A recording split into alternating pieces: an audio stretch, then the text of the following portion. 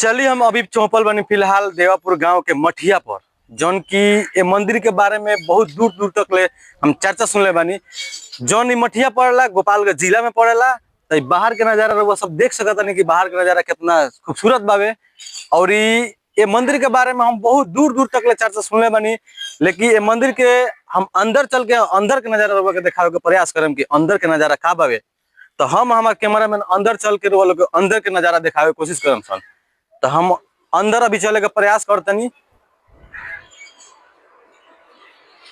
कि चले हमनी कभी मंदिर का अंदर आ चुकल बन तो अंदर के नजारा का हमनी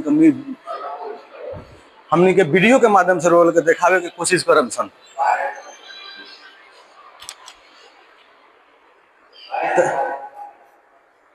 तो आई आ वीडियो के माध्यम से रोगा यहाँ के नजारा देख सकता नहीं कि यहाँ के नजारा कितना खूबसूरत बावे। और ये मंदिर के बारे में हम बहुत ही सुनले बानी कि मंदिर बहुत शक्तिशाली मानल गइल बावे। एक के चलते हम हमार कैमरामैन प्रयास करनी कि हमनियों के चल के यहाँ के दर्शन ली सन। और ये जे भी हमार वीडियो देखा था उन लोग के हमनी के दर्शन कराई सन। तो आगे चलम सन जौन के शंकर भगवान के मंदिर बा ओमे चल के हमनी के शंकर भगवान के भी दर्शन कराएम सन। तो आई आने के भी नजारा पूरा चारों तरफ के नजारा वो दिखाई कैमरा के माध्यम से। और ये चल के हमनी के शंकर भगवान से भी दर्शन लेम सन। और ये हमार जितना भी वीडियो देखा था लो वहू भाई लोग हमार दर्शन ली लो से भोले बाबा के मंदिर में। तो भोले बाबा के हमनी के दर्शन लेम सन और वीडियो के माध्यम से लोग के दर्शन कराएम सन। जय हो भोले बाबा। और ये देख सकता नहीं कि बहुत ही खूबसूरत भोले बाबा, पार्वती जी एंड गणेश जी के मूर्ति जौन बावे वीडियो के माध्यम से दिखाई सबके।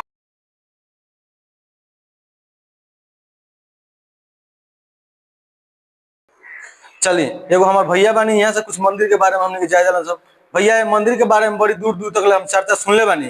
कारोगा कुछ बता सकता नहीं कि मंदिर के जो रहस्य बा वो का बावे, एक इतिहास का बावे, थोड़ा सा बताए हमरा के जितना जानकारी होई उतने बताए, कोनो दिक्कत नहीं। सब देखिए लानी सब तो लोग बा।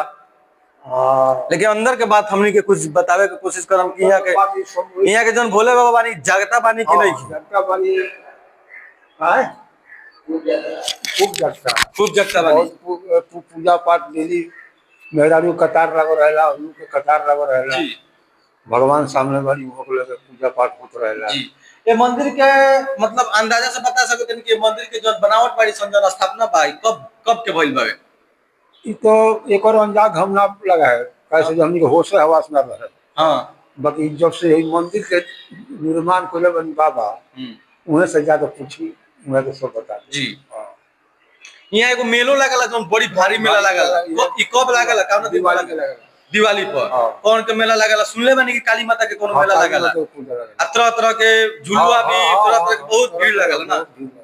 आ को कितना दिन रहेला मेलवा 4 दिन 4 दिन में सुनले बानी कि अलग अलग तरह के ब्यास आवेला लो अलग अलग तरह के जौन होली से मनोरंजन होली सर बहुत ही खूबसूरत यहाँ सजावट होला। अच्छा तो चलिए हम बाबा से कुछ दो तुम बात करम सर मंदिर के बारे में कुछ दो तुम हमने के बता दी कि मंदिर पर शंकर जी का मंदिर बहुत बढ़िया मंदिर है। यहाँ जे भी जौन मनोकामना लेके आवेला वो पूरा हो जाला। मतलब यहाँ के जगता बानी यहाँ कुछ मांगेला मिल जाला। ये तो हम देखते आवता नहीं हम 15 साल से ऊपर हो गए। जी जी हाँ बाबा का नाम यहाँ के जौन भोले बाबा ने वहाँ का बड़ी जागता बानी जौन कुछ भी अपन मन्नत लेकर वो आए जौन अपन मन्नत लेकर वो आवत नहीं पूरा हो जाए। यहाँ एगो मेला लगेला जौन की बहुत ही भारी मेला लगेला काली माता के मेला लगेला जौन की बड़ी धूमधाम से यहाँ होला।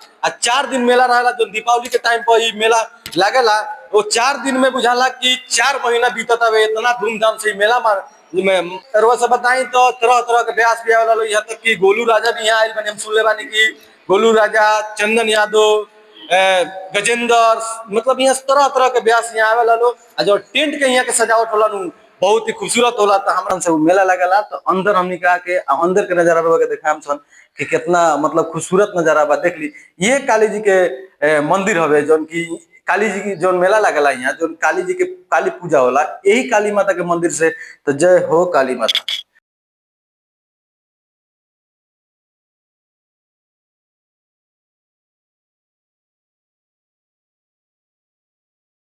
हमारा वीडियो के माध्यम से जितना वो लोग देखा था यहाँ के आई और यहाँ के मेला देखी और यहाँ के नजारा देखी, हमारा आशा ना पूर्ण विश्वास वगैरह वालों को बहुत अच्छा लगी।